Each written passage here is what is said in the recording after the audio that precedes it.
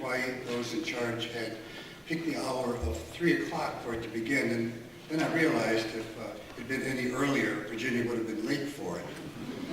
Alexander, I think you inherited some things from your grandmother. That's a great compliment.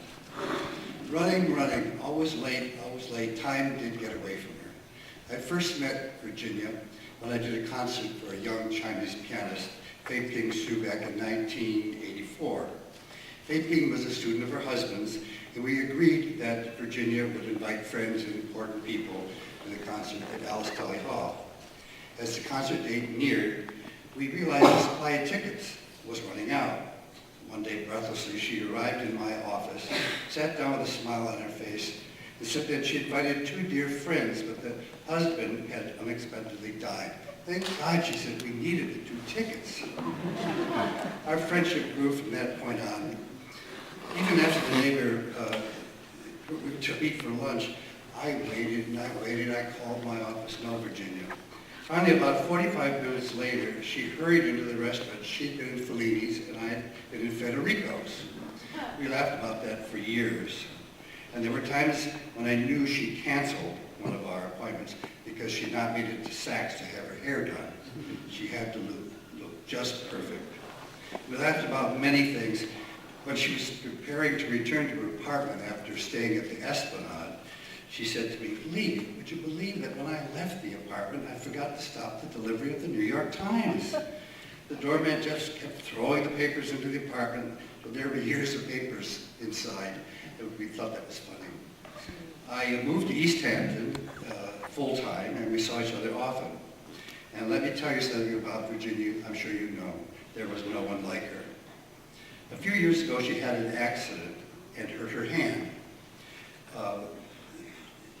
She needed bandage replaced, so I took her to the doctor's office. It was in a complex with many doctors in East Hampton. And when she finished, she got into my car, and I looked at her, and I said, "Are you all right?" And she said, "No." For when I looked at her, part of her face was drooping.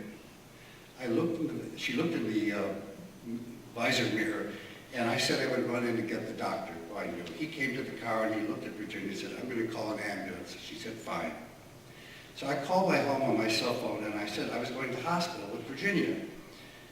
We waited a few minutes and I looked at her again and she said, "I think I'm fine. I don't need to go to the hospital."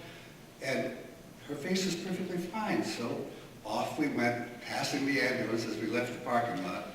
A short time later, my cell phone rang, and my friend Hector said, "Are you at the hospital with Virginia?" I said, "No, we're in Cinderella's." Many people called her Mrs. Gorodnitzki or Mrs. G, but to me she was always Virginia. She let me call her that. We spoke on the phone daily, sometimes 3 or 4 times. I moved to Florida 6 years ago, and I'd fly back to New York frequently.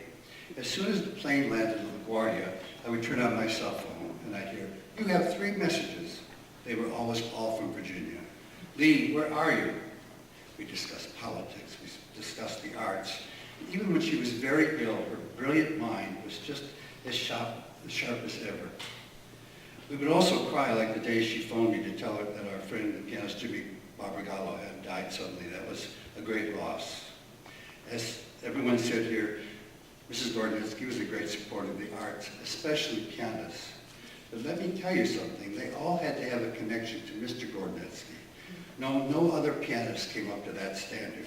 I learned never to mention anyone but Garrett Golson and Miyoko Lato, and she was especially proud of the last in line, I think, Drew Peterson.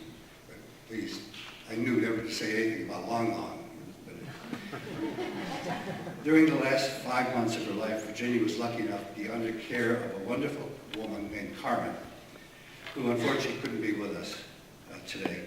I had lunch with Carmen 2 weeks ago in Florida, and she told me this. One day Virginia said to Carmen, "Don't call me Virginia." And Carmen said, "What should I call you?" She said, "Mrs. Gorodnitzki." And Carmen replied, "Fine, you can call me Mrs. Mills."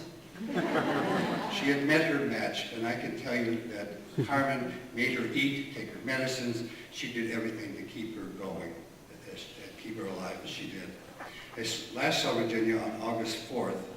I would continue to call, and one of the last attempts I heard Carmen say, "Virginia, Lee is on the phone.